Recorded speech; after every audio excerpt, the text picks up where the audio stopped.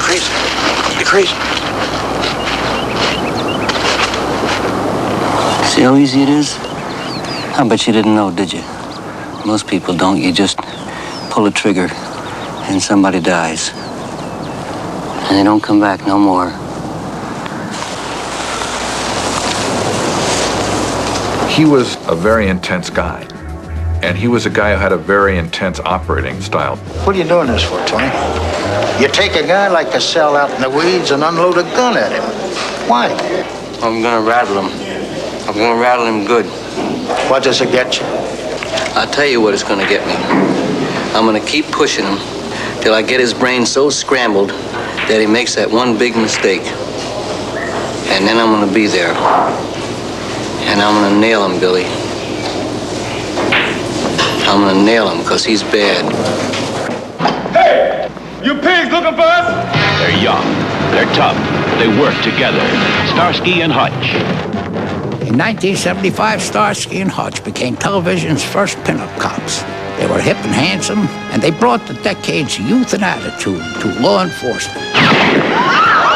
What's the matter, punk? You lose your nerve? I love Starsky and Hutch because they were real buddies. There was such humor. I mean, they would have a 10-minute argument whether they're going to go to the hot dog stand for lunch or the hamburger stand. Will you please be careful? You're gonna spill. See what you did all over my seats. You know, Starsky, the underlying hostility that triggers a burst of temper like that is usually associated with immaturity. Oh, I see. Just because I don't want you to spill your breakfast all over my seat, suddenly I'm immature. I never said that. No, what you're saying is that I'm hostile, which makes me immature. Well, I'd like to know where you get off thinking that I'm hostile. Zebra 3, come in, please. What do you want? I think that in the relationship of these two characters, people found a tremendous amount of trust and dependency on each other, and the fact that in the midst of this chaotic world, such a relationship could exist.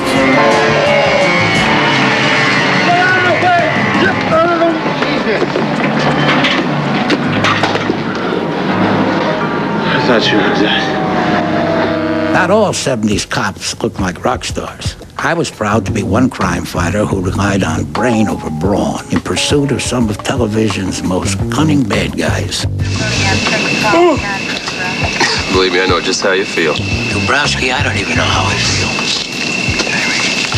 Columbo was a great show. What was brilliant about the way it was written was that you knew who murdered them from the get-go, and you still wanted to watch to see how he caught them. Well, to tell you the truth, I came here, I think, to make an arrest. Mrs. Holland? Yes? My name is Joe Mannix. I'm a private investigator. I wonder if we could talk.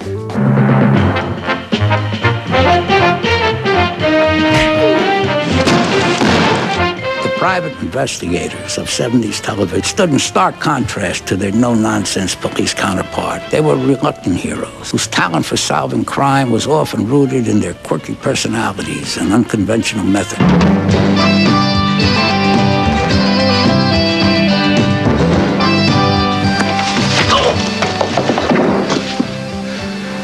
You know, I fell for that trick once myself. Works pretty good, doesn't it? I would say the Rockford Files was miles ahead of all the other crime shows on television because of the personality of James Garner. He has a wit, a genuine wit, he has style. You just want to watch him. You gotta be one of the dumbest looking apes I ever saw. No private eye ever had a father or a relative. Mannix, I never knew who his family was, you know. So I just sat down and I just thought, I'm just going to break every rule that I can think of that pertains to private detectives. Hey, I'm sorry, Dad. You just caught me at a bad time, huh? But reading that detective fiction doesn't help. Really, things aren't like that, you know? They're never black and white. There aren't any heroes. They die young. See? His gun is deadly. Mine's in a cookie jar. Underneath, he was really a softie, you know, and he knew he was a softie, and he was guarding against it all the time.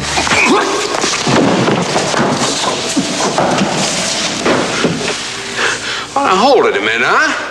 Can't we talk about this? Talk about it a little while. If I say some of the wrong things, you can always get to this. What do you say? That was a really wonderful character because he was a reluctant hero as opposed to an expected hero. You've been fighting. Not me, you know. The other guys did the fighting. I stood there and caught punches. Could I trade this in for scotch and soda, please? Did you ever see a show in the 70s where the good guys lost? They don't want to see the good guys lose. They see that every damn day on their streets, in their offices, in their homes. You could go to bed at night knowing that guys like Rockford and Kojak and Starsky and Hutch were out there in the streets making it safe for the rest of us. You just do that. We create characters and situations that provide us with some sense that it is possible to create an order in the chaos.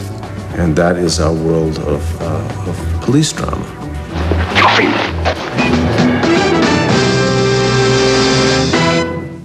Up next, Mary Tyler Moore, Lee Arthur, and Linda Carter on how the women of the 70s changed television.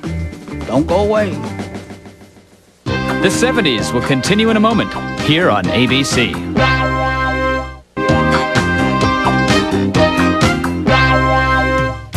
Hi, I'm Betty White, and of course I've been on television every decade since the Neanderthals. During the 70s, I played a very unconventional woman on the Mary Tyler Moore Show. My character, Sue Ann Nivens, was a study in contrasts. She hosted a TV show about the joys of homemaking, yet she was unmarried herself, and quite well known for playing the field. Like Sue Ann, the women of 70s television had come a long way from the happy housewives and helpmates of 50s and 60s television.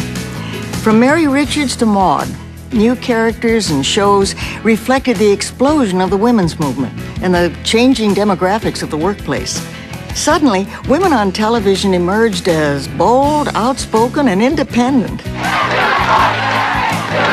Society was different. This was the era of Betty Friedan and finding yourself as an individual. It was a message that I know permeated young women's hearts and minds. It was the beginning of the feminist movement. Women, for the first time, would listen to what we were saying and say, yes, damn it. I have a right for this, and I have a right to that. I, Rhoda Morgenstern, just asked this terrific guy out, and he said, sure. Oh, I thank you, Ms. Magazine. I never could have done it without you. I would be walking around my living room, and every once in a while, my name or Ms. Magazine would come out of the television set, you know, as a symbolic event. That we were used that way, that we were used as kind of a touchstone, you know, as change for women. And I was and am very proud of that. How will you make it on your own? In 1970, the Mary Tyler Moore Show featured for the first time a career woman who was vivacious, enterprising, and single.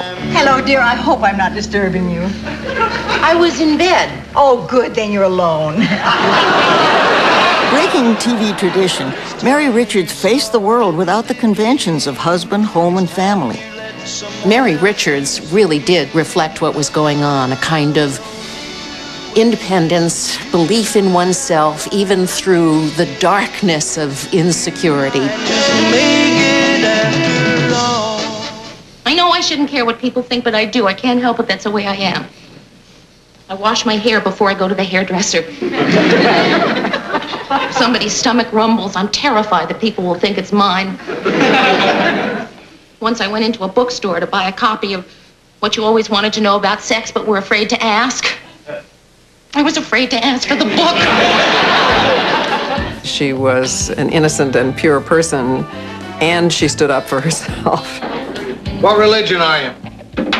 Mr. Grant, I don't quite know how to say this, but you're not allowed to ask that when someone's applying for a job. It's against the law. Want to call a cop?